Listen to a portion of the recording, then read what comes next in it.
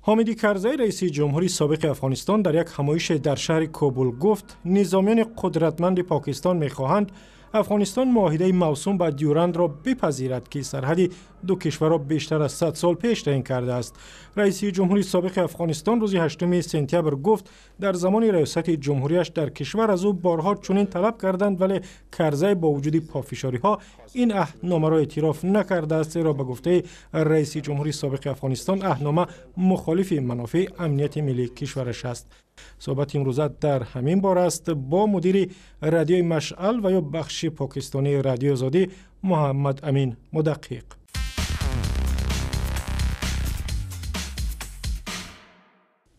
آقای مدقق به برنامه ما خوش آمدید و نخست درباره خود همین معاهده دورند صحبت می‌کردیم.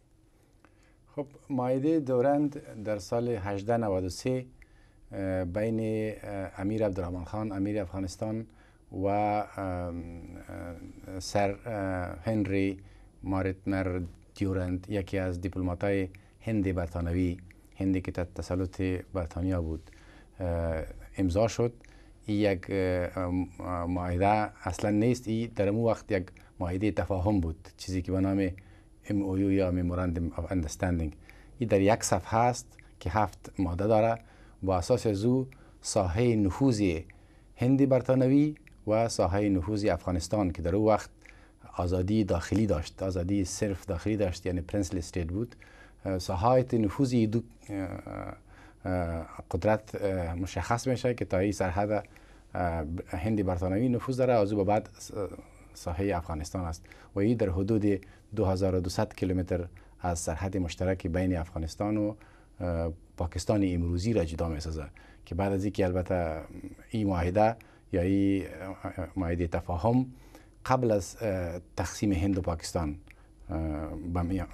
میان آمده بود. یعنی وقتی که این معاهده امضا شد پاکستان وجود نداشت، اما بعد از اینکه هند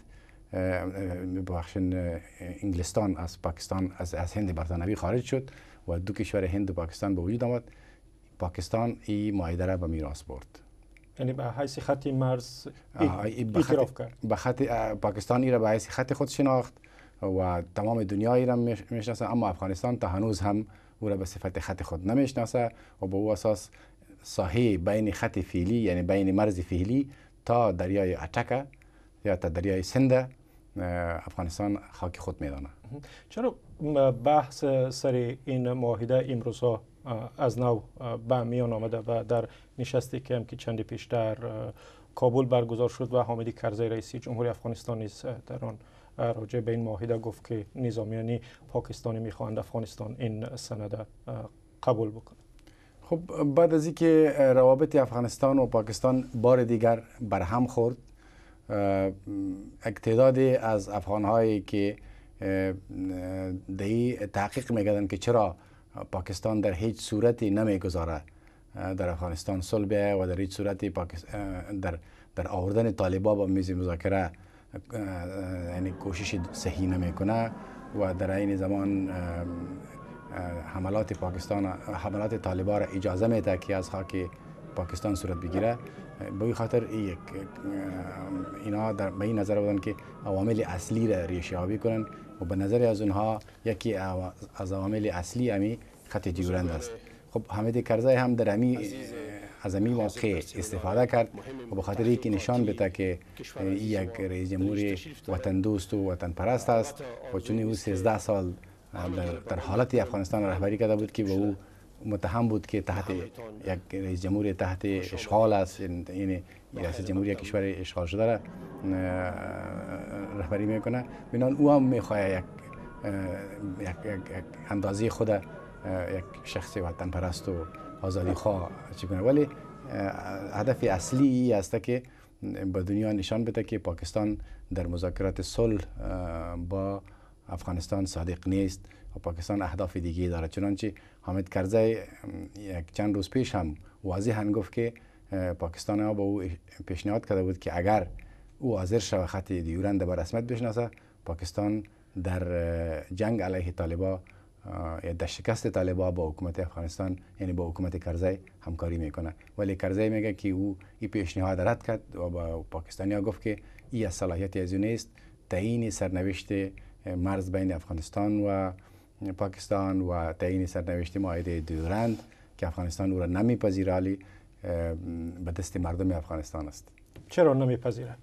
به خاطر از اینکه با اساس معاهده دیورند پشتونها که در این سرحد زندگی دارند مناطق بسیار زیادی را از دست دادن. تا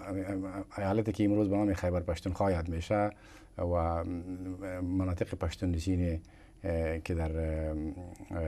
بلوچستان قرار داره، اینا قبلا جزء خاک افغانستان بودن.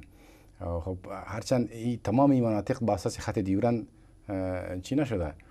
جدا نشده از افغانستان، بلکه مناطق سرحدی با اساس خط دیورند داشته، ولی اونها میگن بعد از اینکه هند برطانوی آزاد شد و بعد از اینکه انگلستان خارج شد، اون مناطقی که در زمان جنگ انگلیس، در زمان حضور انگلیس در هندوستانی وقت حضور داشت، اون مناطق باید دوباره به افغانستان سپرده شود، چون اون مناطق در نتیجه جنگ انگلستان و افغانستان از دست افغانستان رفته بود، نه در نتیجه جنگ با پاکستان یا جنگ با هند. تشکر. محمد امین مدقق، مدیری رادیوی مشعل و یا بخش پاکستانی رادیو آزادی با ما صحبت میکرد. تشکر زیاد.